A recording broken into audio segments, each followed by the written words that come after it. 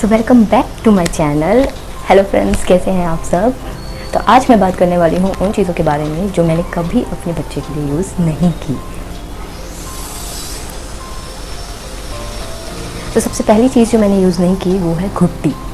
Yes, घुट्टी मैंने कभी use नहीं की, और अगर आप चाहते हैं तो आप 6 महीने के बाद यूज़ कर सकते हैं, बट मैंने आज तक यूज़ नहीं की है, ना मुझे कभी ज़रूरत लगी। नेचुरल है, घर की बनी हुई चीज़ है, बट स्टिल मेरा मन नहीं किया।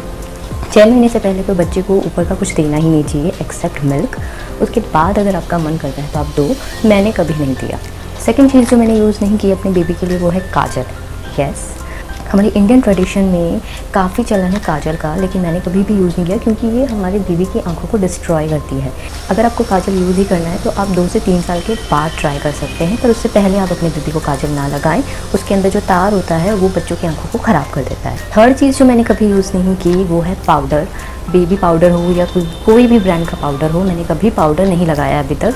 अभी गर्मियों का सीज़न चल रहा है, लेकिन मैंने अभी तक कोई पाउडर यूज़ नहीं किया है ना। अगर आप अपने बेबी को पाउडर लगाते हो तो पाउडर के पार्टिकल्स हैं वो एयर में उड़ के आपके बच्चों के नॉस्ट्रल्स में जा सकते हैं, आपके बच्चों के ईयर्स में जा सकते हैं, और आपके बच्चे उसे सहन नहीं कर पाएंगे। इसलिए हो सके तो आप पाउडर को अवॉइड करें। फोर्थ चीज़ जो मैंने कभी यूज़ नहीं की वो है ग्राइप वाटर। यस, मैंने कभी भी ग्राइप वाटर ना ख़रीदा है, ना ही उसे कभी यूज़ किया, और ना मुझे कभी ज़रूरत लगी। पहले बहुत यूज़ करते थे, बट अगर आपको नहीं पता तो मैं बता दूं, बहुत सारी कंट्रीज़ में ग्राइप वाटर बैन है। इसलिए आप भी अपने बच्चे को ग्राइप वाटर ना दें। इंस्टेंट ऑफ ग्राइप वाटर बहुत सारे ऑप्शंस हैं जो कि बहुत बेनिफिशियल हैं आपके बच्चे के लिए, आप वो यूज़ करें। जो मैंने अपने बेबी को नहीं दिया वो है सॉल्ट। जब तक मेरा बेबी 8.5 महीने का नहीं हो गया तब तक मैंने उसे सॉल्ट इंट्रोड्यूस नहीं किया, और जब मैंने उसे इंट्रोड्यूस किया तो आपको यकीन नहीं होगा, बिल्कुल पिंच साइज स्टार्टिंग में मैंने यूज़ किया। फिर धीरे धीरे उसे हमने 11th मंथ तक जो खाना हम खाते थे वही खाना देना शुरू कर दिया, तो उसमें जितना नमक होता था उतना नमक उसे भी मिल रहा है। 6th चीज़ जो मैंने कभी नहीं दी, इनफैक्ट मैं अभी भी नहीं दे रही हूँ, वो है शुगर।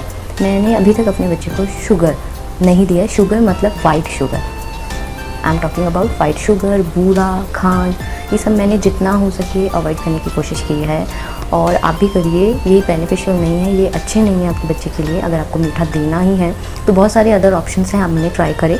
मैंने अभी तक कोई शुगर नहीं दी है। मैं अपने बच्चे को जो मिल्क देती हूँ वो बिल्कुल प्लेन मिल्क होता है, विदाउट शुगर, बिल्कुल भी शुगर नहीं डालती। मैंने स्टार्टिंग से ही, जब से उसे इंट्रोड्यूस किया है एनिमल मिल्क, तब से मैंने उसे शुगर नहीं दी है। 7th चीज़ जो मैंने अभी तक भी नहीं दी है, बट आप चाहें तो आप उसे 11 मंथ के बाद दे सकते हैं, वो है हनी। हनी कैसी चीज़ है जो अर्ली एज में अगर दें तो नुकसान कर सकता है, बट मैंने नहीं दिया क्योंकि मुझे अंदर से ऐसा फील नहीं होता कि ये हनी प्योर है। मुझे ऐसा लगता है कि इस हनी में शुगर मिला हुआ है, और जब तक खुद को कंफर्म ना हो हम कैसे अपने बच्चे को दे सकते हैं। अगर लोकल हनी भी मुझे कभी देना होगा तो मैं 2 साल के बाद ही कोई चीज़ में ट्राई करूँगी, उससे पहले मैं उसे नहीं देने वाली। 8th चीज़ जो मैंने कभी भी नहीं दी है, अभी भी नहीं दे रही, आप भी मत दीजिएगा, कोल्ड ड्रिंक्स। यस, अपने बच्चे को कभी भी कोल्ड ड्रिंक मत दीजिए। मैं एक बार एक हॉस्पिटल में गई थी और मैंने वहाँ देखा कि वो अपने सिर्फ 8 महीने के बच्चे को कोल्ड ड्रिंक पिला रहे थे। ये जहर है उनके लिए, आप उन्हें मत दीजिए। आपके बच्चे के बॉडी पार्ट्स को डैमेज कर सकता है वो, तो इसलिए आप उसे मत दीजिए। वो बड़ों के लिए ही अच्छा नहीं है तो आपके बच्चे के लिए कैसे अच्छा हो सकता है। 9th चीज़ जो मैंने अपने बच्चे को नहीं दी वो है एनिमल मिल्क। मैंने उसे 10 मंथ तक कोई एनिमल मिल्क इंट्रोड्यूस नहीं किया। 10 मंथ के बाद भी मैंने उसे थोड़ा थोड़ा देना शुरू किया था, थोड़ा पानी मिला के, जिससे कि वो 12 मंथ के बाद में अच्छे से पीने लगे। मेरे हेल्थ इशू की वजह से मुझे 10th मंथ में स्टार्ट करना पड़ा, बट अगर आपके साथ ऐसा कोई प्रॉब्लम नहीं है तो आप उसे 12 मंथ के बाद ही इंट्रोड्यूस करिए। 10th चीज़ जो मैंने ख़रीदी ज़रूर है पर यूज़ नहीं की वो है पेसिफायर। पेसिफायर कोई रेगुलर बेसिस पे यूज़ करने वाली चीज़ नहीं है। मैंने उसमें पेसिफायर्स के यूजेस भी पढ़े थे और उसके क्या क्या कॉन्स हो सकते हैं वो भी पढ़े थे। अगर आप पेसिफायर को रेगुलर बेसिस पे यूज़ करेंगे तो आपके बच्चे की गम्स को, टीथ को, बहुत सारी चीज़ें आप मिस कर जाएंगे, जैसे कि एक्सप्रेशंस। बच्चे एक्सप्रेशंस नहीं देंगे, अच्छा सारे टाइम वो पेसिफायर को मुंह में रखेंगे तो वो अपनी क्राइम, हैप्पीनेस, ये सब आपको शो नहीं कर पाएंगे। इसलिए पेसिफायर बहुत सारी चीज़ें छीन ले अगर आपने उसे रेगुलर वे में यूज़ किया तो। बस मैंने ख़रीदा ज़रूर है, उसके पीछे रीज़न ये है कि बच्चे कई बार बहुत ज़्यादा क्रैंकी हो जाते हैं और उन्हें सूथिंग की बहुत इमीडिएटली ज़रूरत होती है, और आप हर जगह उन्हें घर वाली सूथिंग नहीं दे पाते हैं। और मैं ट्रैवलिंग करना बहुत पसंद करती हूँ, तो मैंने इस वजह से पेसिफायर को ख़रीद के रखा था, लेकिन कभी मुझे ज़रूरत नहीं पड़ी। ट्रैवलिंग टाइम पर भी नहीं पड़ी, घर पर तो कभी भी नहीं पड़ी, इसलिए वो रखा हुआ है। हाँ, मैंने ख़रीदा और उसका रीज़न भी यही है। अगर आप लोगों को भी लगता है तो आप खरीद सकते हो, बट उसे आप इमीडिएटली रोए और दे दो, ये मत करना। इसके लिए पेसिफायर नहीं है, इसके लिए आप हो। आपका बच्चा रोए तो आप ठीक है। 11th चीज़ जो मैंने कभी यूज़ नहीं की वो है उपटन। बालों को हटाने के लिए इंडियन कल्चर में उपटन यूज़ किया जाता है, तो मैंने कभी पर्सनली यूज़ नहीं किया। सबकी अपनी चॉइस होती है, हर मदर की अपनी चॉइस होती है। मुझे डाउट था कि कहीं कोई रिएक्शन ना हो जाए, उसके बाद जब बच्चा परेशान हो जाता है ना, वो देखा नहीं जाता, तो मैंने इसलिए ट्राई ही नहीं किया। कोई भी प्रोडक्ट ट्राई नहीं किया मैंने।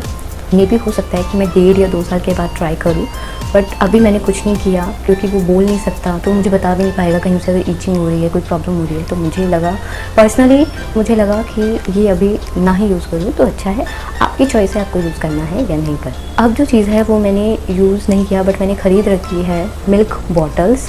और मिल्क बॉटल मैंने इसलिए ख़रीदा था कि डिलीवरी के बाद जैसे ही बेबी डिलीवर हो जाता है उसे मिल्क चाहिए, और अगर मेरा मिल्क नहीं बना तो फिर मैं अपनी बेबी को भूखा तो नहीं देख सकती। इसलिए मैंने छोटी फ़िलिप्स की मिल्क बॉटल ख़रीद ली थी, क्योंकि 2 दिन लग गए थे मेरा दूध बनने में, और सेकंड डे की नाइट से ही मेरा दूध बन गया था, सफिशेंट दूध बन गया था। और उससे पहले मुझे थोड़ा देना पड़ा उसे मिल्क बॉटल, उसके अलावा मैंने कभी यूज़ नहीं किया। और अगर आप मिल्क बॉटल यूज़ कर रहे हो तो आप हमेशा अपने बच्चे की मिल्क बॉटल को 8 या 9 महीने के बाद छुड़वा दें। इससे ना सिर्फ आपका बच्चा हैबिचुअल होगा, बल्कि आपके बच्चे की हेल्थ भी ख़राब करता है। वो दूसरी नई चीज़ें ट्राई करने की कोशिश नहीं करेगा। और अगर आपको मेरी इस बात का विश्वास नहीं तो आप अपनी मदर से जाके पूछिए, जिन्होंने 1 साल से ऊपर तक अपने बच्चे को दूध पिलाया है मिल्क बॉटल से, और उन्हें कितना स्ट्रगल करना पड़ा है उसे छुड़वाने के लिए। और ये भी पूछिएगा कि क्या उनके बच्चे कुछ नया ट्राई करने की कोशिश करते थे जब वो कुछ इंट्रोड्यूस करते थे, जैसे सिपी कप, ग्लास, मैंने जैसे कटोरी भी इंट्रोड्यूस की थी, चम्मच से खाना, फोर्क से खाना। मेरी बेबी ने ये सारी चीज़ें ट्राई करने की कोशिश की।